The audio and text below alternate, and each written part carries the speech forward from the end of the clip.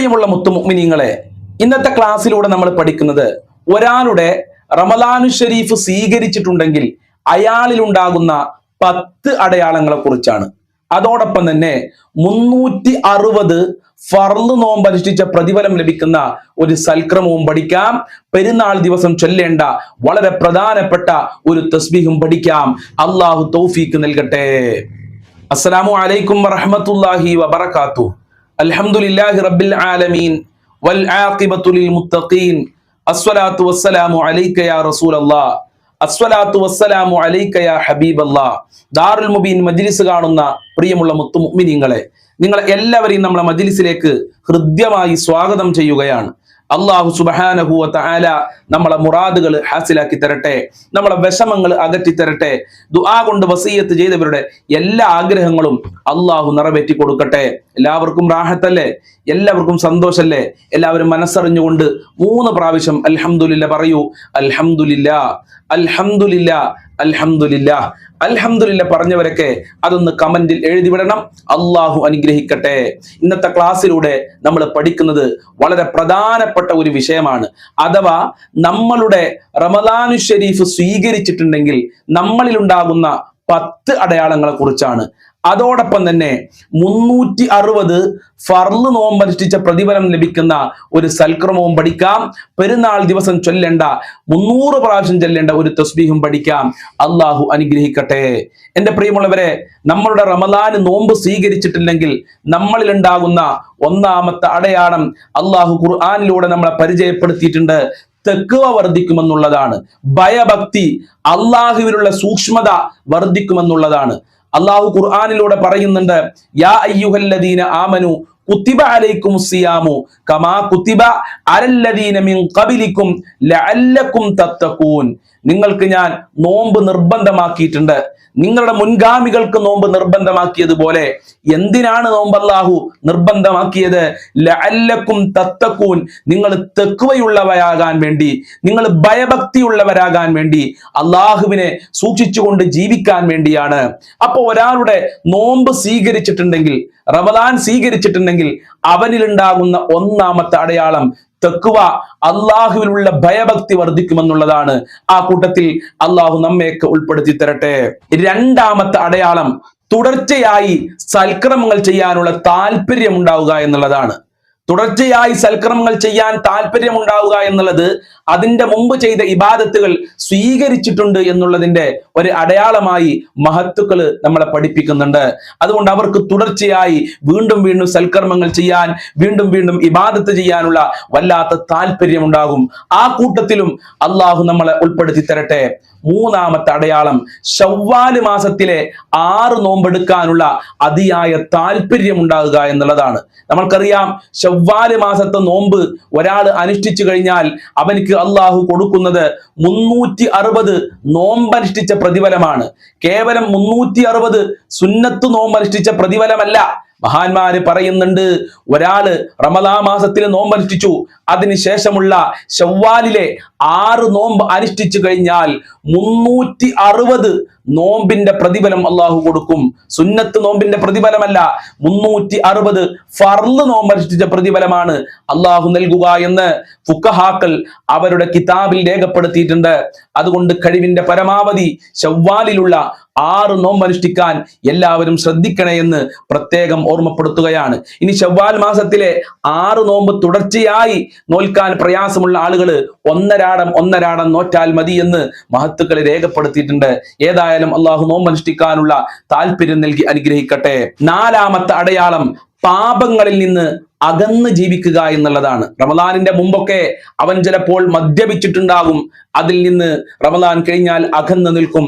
അതുപോലെ തന്നെ എപ്പോഴും കളവ് പറയുന്നവരാണെങ്കിൽ റമദാൻ സ്വീകരിച്ചിട്ടുണ്ടെങ്കിൽ റമദാൻ കഴിഞ്ഞാൽ പിന്നെ അവൻ കളവ് പറയൂല, അവൻ കുടുംബബന്ധം മുറിക്കൂല, ഒരിക്കലും അവൻ ഗീബത്ത് പറയൂല, നമീമത്ത് പറയൂല, ഒരാളോടും പിണങ്ങി ജീവിക്കുകയില്ല.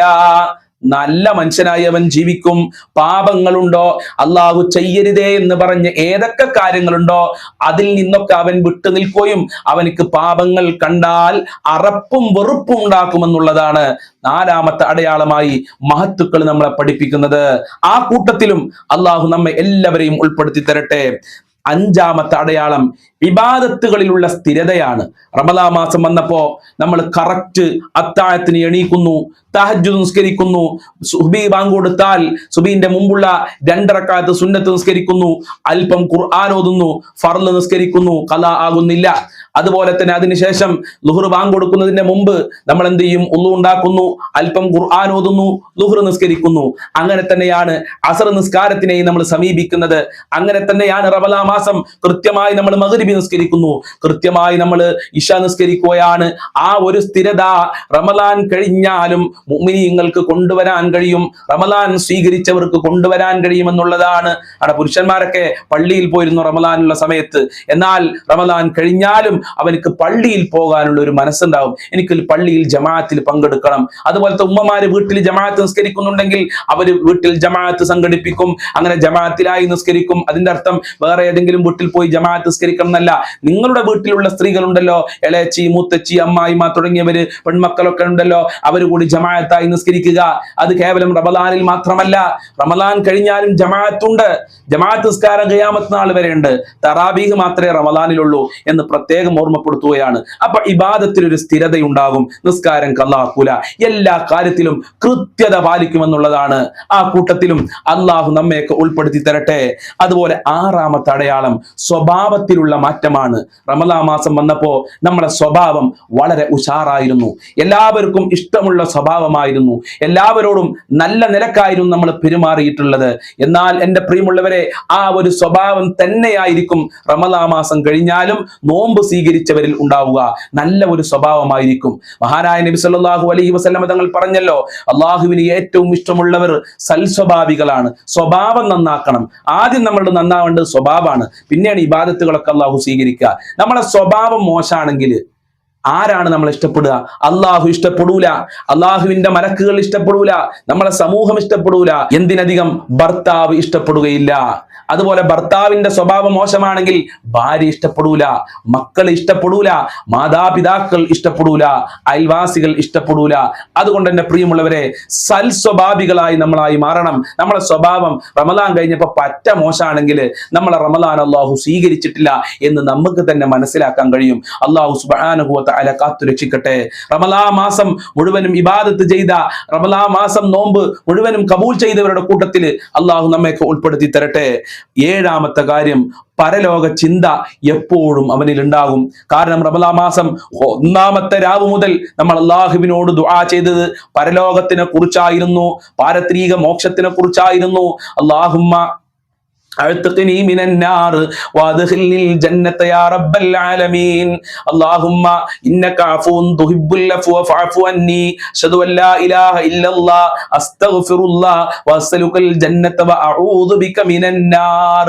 ഇതൊക്കെ പാരത്രിക ലോകത്തെ വിജയത്തിന് വേണ്ടിയുള്ള പ്രാർത്ഥനയാണ്. സ്വർഗം നൽകണേ അല്ലാഹ്, പാപങ്ങൾ പൊറുക്കണേ റഹ്മാനെ, നരകത്തിനെ തൊട്ട് കാക്കണേ അല്ലാഹ്. ഇതൊക്കെ പരലോകത്തെ വിജയത്തിന് വേണ്ടിയുള്ള പ്രാർത്ഥനയാണല്ലോ. ഇങ്ങനെയൊക്കെ പ്രാർത്ഥിച്ചിട്ട് റമദാൻ മാസം കഴിഞ്ഞപ്പോ സ്വർഗവും വേണ്ട, നരകവും വേണ്ട, പാപമോചനം വേണ്ട, അള്ളാഹുവിന്റെ മാപ്പും വേണ്ട, ആ നിലക്ക് ജീവിക്കുന്ന പല ആളുകളുണ്ട്. ഇവരെ നോമ്പ് എന്തിനു പറ്റും? ഇവരുടെ നോമ്പിൽ ചെയ്ത ഇബാദത്തുകളൊക്കെ എന്തിനു പറ്റും? അള്ളാഹു സ്വീകരിച്ചിട്ടില്ല എന്നല്ലേ മനസ്സിലാവുക. അതുകൊണ്ട് റമദാൻ കഴിഞ്ഞാലും പരലോക ചിന്ത നമ്മൾക്ക് വേണം. നമ്മൾ മരിക്കും, കബറിൽ പോയി കിടക്കണം, അതുപോലെ തന്നെ സിറാത്ത് പാലത്തിനെ അഭിമുഖീകരിക്കണം, നരകത്തിനെ നമ്മൾ അഭിമുഖീകരിക്കേണ്ടതുണ്ട്, അള്ളാഹുവിന്റെ ഹിസാബ് ഉണ്ടാകുമെന്നുള്ള ചിന്ത നമ്മളെ കൽബിൽ എപ്പോഴും ഉണ്ടാകണം. അങ്ങനെ പരലോക ചിന്ത നമ്മളെ കൽബിലുണ്ടെങ്കിൽ പിന്നെ ഒരിക്കലും നമ്മൾ തിന്മയിലേക്ക് പോകൂല, അരുതായ്മകളിലേക്ക് പോവുകയില്ല എന്നുള്ളതാണ്. അള്ളാഹു മനസ്സിലാക്കാനുള്ള തൗഫീഖ് നൽകട്ടെ. അതുപോലെ തന്നെ 8-ാമത്തെ കാര്യം, ഖുർആനുമായി എപ്പോഴും ബന്ധമുണ്ടാകും.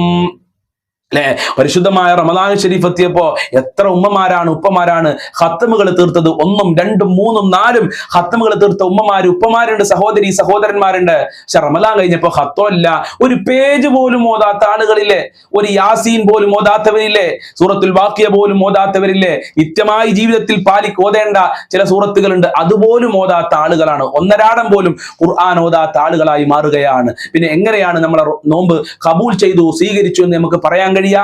റമദാൻ എന്ന് പറയുന്നത് ഖുർആനിന്റെ വാർഷികമാണ്. ആ ഖുർആനിന്റെ വാർഷികം നമ്മുടെ ജീവിതത്തിൽ എന്നും ഉണ്ടാകണം. ഖുർആനിന്റെ മാധുര്യം, നമ്മൾ ഓതിയ ഖുർആനിന്റെ മധുരം നമ്മൾ ആസ്വദിച്ചുകൊണ്ടാണ് ഖുർആൻ ഓതിയതെങ്കിൽ ഇൻഷാ അല്ലാഹ് റമദാൻ കഴിഞ്ഞാലും നമ്മൾക്ക് ഖുർആൻ ഓതാനുള്ള താല്പര്യം ഉണ്ടാകും. ആ കൂട്ടത്തിൽ അള്ളാഹു നമ്മെ എല്ലാവരെയും ഉൾപ്പെടുത്തി തരട്ടെ. അതുപോലെ തന്നെ പാപങ്ങളോട് കരുണ കാണിക്കാനുള്ള ഒരു മനസ്സുണ്ടാകും. റമദാൻ മാസം എത്തിയപ്പോ സദഖ ചെയ്യുന്ന ആളുകൾ ഒരുപാടുണ്ട്. പാവപ്പെട്ടവരെ സഹായിക്കും, അയൽവാസികളെ സഹായിക്കും, കുടുംബക്കാരെ സഹായിക്കും, യതീമക്കളെ സഹായിക്കും. റമദാൻ കഴിഞ്ഞപ്പോ ഒന്നും കൊടുക്കൂല.